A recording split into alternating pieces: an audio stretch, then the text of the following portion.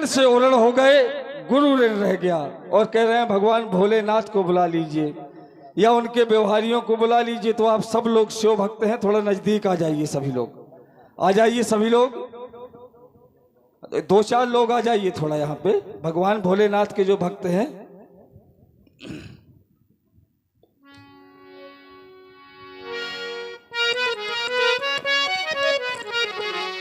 देखिए, लक्ष्मण जी ने एक आरोप लगाया, माता पिता ही उरन भय नीके, लेकिन गुरु जी का ऋण रह गया। यद्यपि यह सच्चाई है कि परशुराम जी ने अपनी माता का गला काटा, पुनः जीवित किया। पिताजी को सहस्त्राबाहु अर्जुन के पुत्र मार गए थे, लेकिन अपने तपबल के माध्यम से अपने पिताजी को भी पुनः जीवन दान दिया। और यद्यपि जो गुरु ऋण का लक्ष्मण जी आज जिक्र कर रहे हैं, वो गुरु ऋण ये पूर्व कहानी है। गुरु ऋण रहा सोच बड़ जी के। अब लक्ष्मण जी बताएंगे कि ये गुरु का ऋण कौन सा ऋण है, कब का है। चूंकि आपने कह तो दिया, गुरु ऋण रहा सोच बड़ जी के। आप माता के ऋण से उऋण हो चुके और पिता के ऋण से भी उऋण हो चुके, लेकिन आपकी कार्यशैली जो रही, जिसकी वजह से आपका गुरु ऋण शेष था, और समय के अनुसार आपको आदेश था कि गुरु ऋण कब और किस हिसाब से आपको चुकाना है, जिसकी वजह से अभी तक वो ऋण शेष रहा। तो अब आपको वो ऋण चुकाना है। अब आप व्यवहारियों को बुलाएं और व्यवहार चुकता हो। हमारे पूछने का मतलब ये है सरकार कि गुरुजी का ऋण कैसे रह गया। शंकर जी को जलन हो रही थी गले में, अब परशुराम जी चूंकि अभिमानी थे, तो बाबा भोले ने सोचा कि परशुराम बहुत अपमान कर रहे हैं, तो गले की जो जलन है उसको समाप्त करने के लिए बाबा भोलेनाथ ने ये कहा था कि शेषनाग की मणि चाहिए। उसको लेने भी गए, लेकिन ले नहीं पाए, क्योंकि शेषनाग जी परशुराम जी को देख करके भाग खड़े हुए। और व्यास जी जी बड़ी सुंदर चर्चा आपने लगा दी जी। शेष जी उसके बाद फिर शेष नहीं रहे, उसके बाद शेष जी अशेष हो गए।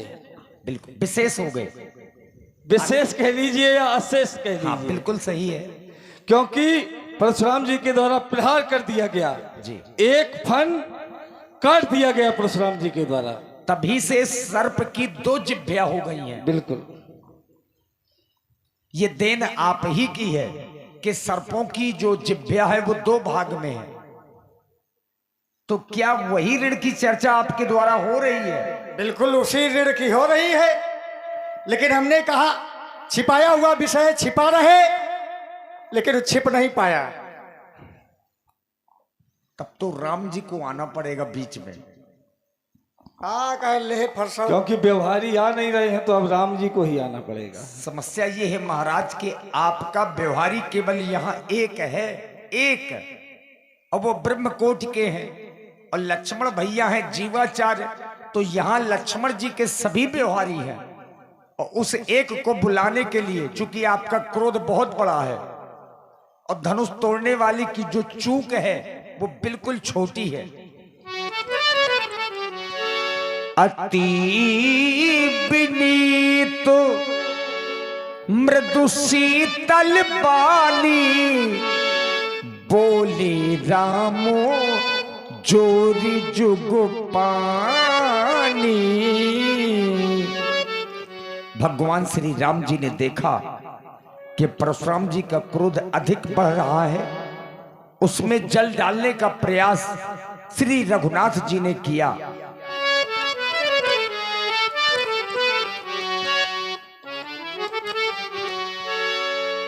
अति विनीत मृदु शीतल बानी, बोले रामो जोर जोग पानी। हे नाथ, आप तो स्वभाव से ही सुजान हैं, बालक के वचनों पर ध्यान ना दें। क्यों? क्योंकि बरैया और बालक दोनों एक स्वभाव के होते हैं। साधुजन इन्हें दोष नहीं देते। ये तो बालक है, आपके प्रभाव को जान नहीं पा रहा है, इसलिए मैं तो केवल अब यही कहूंगा, मुनि नायक क्रोध क्षमा करिए, ये बालक को अग्रो स्वभाव न जाने, निज बल से पता का फहराता मुनि, ये तार उतार चढ़ावो ना जाने। सुनहु नाथो तुम सहज सुजाना, बालक को बचनो करिए नहीं काना, बर रहे बालक को एक स्वभाव, इन्हें न संतो विदु सहे काऊ, कृपा कोप वधुवधिव गोसाई, मोह पर करिए दास की नाही तेहि नाही, कछुका जीविकारा अपराधी मैं नाथ तुम्हारा।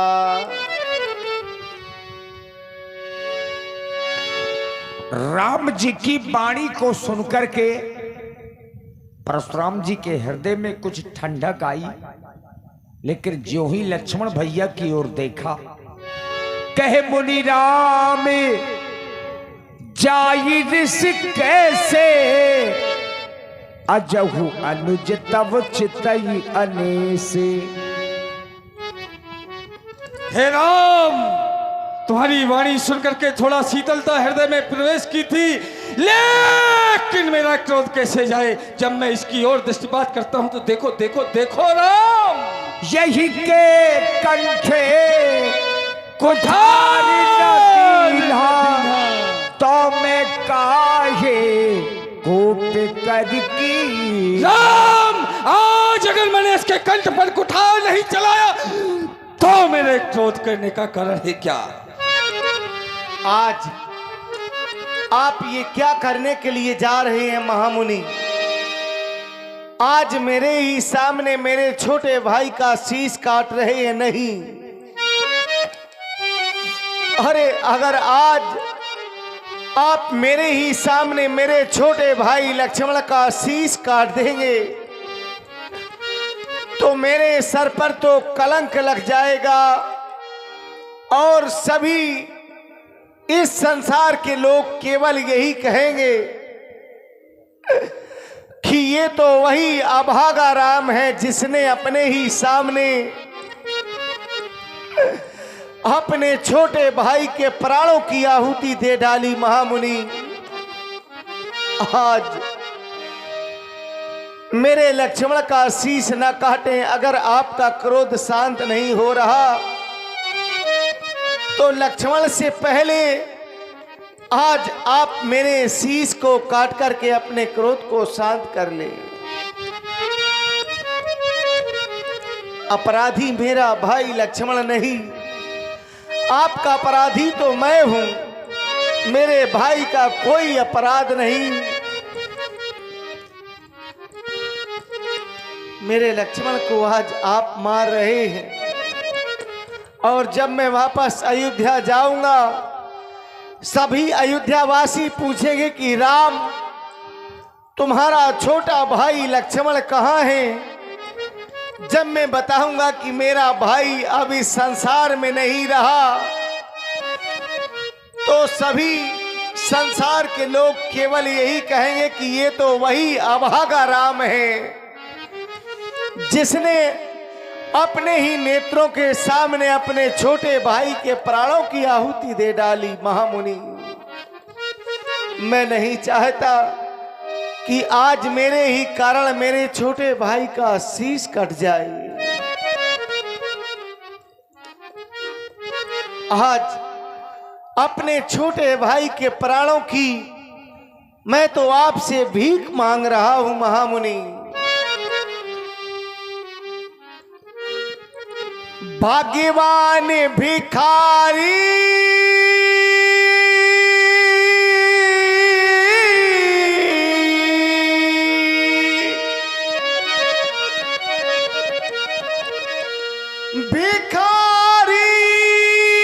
मांग रहा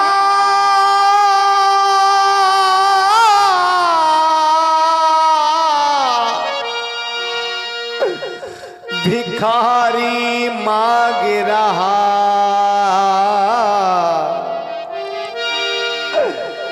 भाई के प्राणों की भिक्षा, बदले में मेरा शीश काट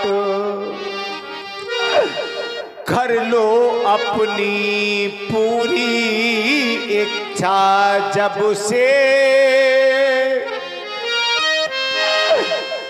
जब से प्रभु जन्मे लिया मैंने तब से यह मेरे साथ रहा, पर आज भाई को मार रहे, कैसे ये बिछुड़ना जाए सहा। अगर आज आपका क्रोध शांत नहीं हो रहा तो हम दोनों भाइयों का एक ही साथ में शीश काट लें और अपने क्रोध को शांत कर लें। महामुनि, मारो तो दोनों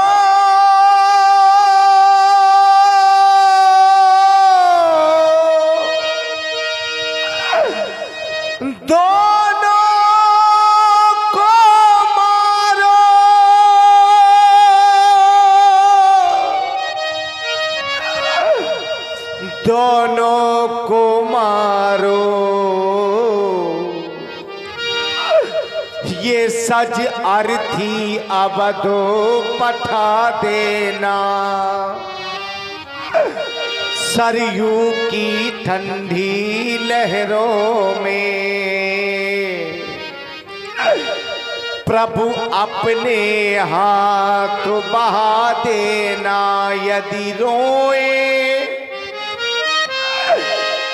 यदि रोए माता पिता बंधु तो धीरज दे उन्हें समझा देना। प्रभु रामचंद्र की यही विनय, फिर लौट महिंद्रा चले जाना।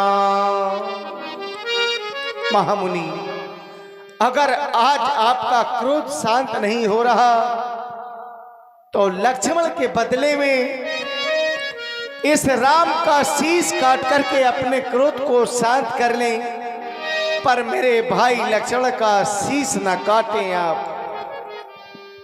शांत हो जाओ राम, कैसे काट सकता हूं तुम्हारे भाई का शीश राम, जिसका राम जैसा भाई हो। धन्य है तुम्हारे माता पिता, धन्य है वो वो धरा, धन है वो भूमि जहां पर तुम्हारे जैसे भाई पैदा होते हैं। आज समाज में देखने को मिलता है बीघा बीघा जमीन के लिए भाई भाई का वध कर देता है। और आज जब देख रहा हूं तुम्हारे भ्रातृत्व प्रेम को देख रहा हूं राम, तो ऐसा प्रतीत होता है कि तुम इस संसार के प्रेरणा के स्रोत हो राम। ये पूरा संसार तुमसे प्रेरणा लेगा, तुम्हारे भ्रातृत्व प्रेम की दुहाई देगा राम। राम रोना बंद कर दो राम, वरना ये पृथ्वी धस जाएगी, बह जाएगी ये नदियां। शांत हो जाओ राम, शांत हो जाओ। नहीं मारूंगा तुम्हारे भाई को, नहीं मारूंगा। बार बार मुनि विप्र बर कहा राम सन राम, भूले भृगुपत सरुस हंसी तहु बंधु समबाम। आखिर भगवान परशुराम जी समझ गए, एक भाई गरम है एक नरम है। ये तो राजनीति है, चूंकि राजाओं के लड़के हैं भगवान श्री राम जी लक्ष्मण जी, तो राजनीति कर रहे हैं। अंततः भगवान जान गए। राम देख रहा हूं बार बार तुम योजनाबद्ध तरीके से एक भाई आगे आकर के बार बार मुझे अपमानित करने का प्रयास करता है, और तुम आकर के कोमल वाणी से वचन बोलते हो, जबकि मैं देख रहा हूं इस अपराध की जड़। राम कहा मुनि कहबू बिचारी, ऋषियत बढ़ी लघु चूके हमारी। महामुनि, आप जो कुछ भी कह रहे हैं, कुछ भी सोच समझ करके नहीं कह रहे हैं। मेरी तो चूक छोटी है और आपका क्रोध बड़ा है। ये पुराना धनुष है, मेरे छूने मात्र से ही टूट गया है, फिर मैं अभिमान किस लिए करूंगा? और अगर मैं अभिमान करूंगा भी तो इस संसार में ऐसा कौन सा वीर योद्धा है जो हमें लड़ने के लिए ललकारे और हम उससे लड़ ना सके? अरे हमारे सामने तो वह काल भी आ जाए तो भी हम उससे सुखपूर्वक युद्ध कर सकते हैं महामुनि। इसलिए छूता है टूट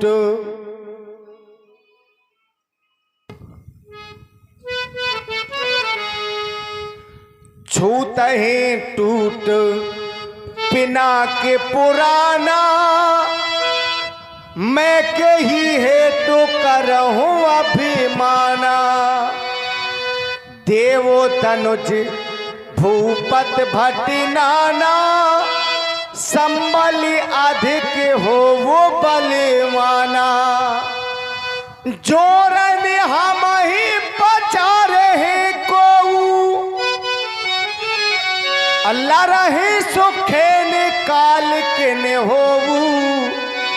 क्षत्रिय तन धर समर सकाना, कुल कलंक ते ही पावन आना। विप्र वंश के अस प्रभुताई, अभय होए जो तुम्हें डेराई। इतना सुनकर के ही भगवान परशुराम जी के बुद्धि के दरवाजे खुल गए। सुन मृदु गूढ़े बचन रघुपति के, उघरे पटल पर सुधारे मत के।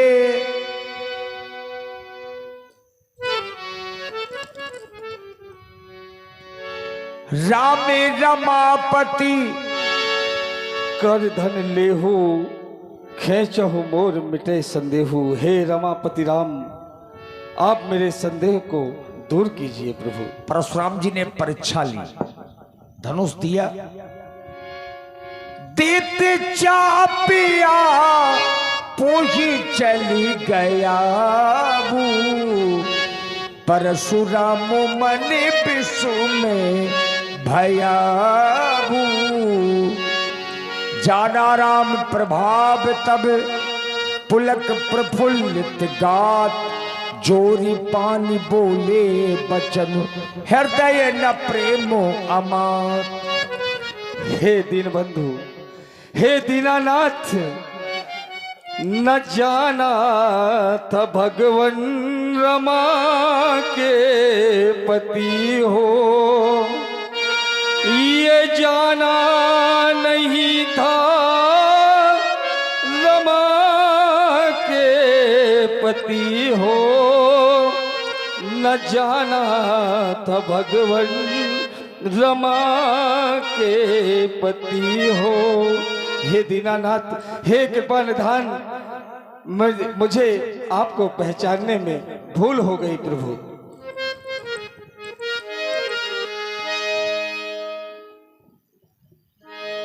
कही जय जय रघुकुल केतु, भृगुपति गई बनहि तपो हेतु। हे रघुपर, हे लखनलाल, मेरे अपराधों को क्षमा कर दीजिए नाथ। एक बार सभी लोग मिलकर के बोलिए, बोलिए श्री रामचंद्र की, बोलिए लखनलाल की। यद्यपि देखिए थोड़ा सा पानी भी बरसने लगा है, और चूंकि अब इतने जल्दी संवाद बंद करना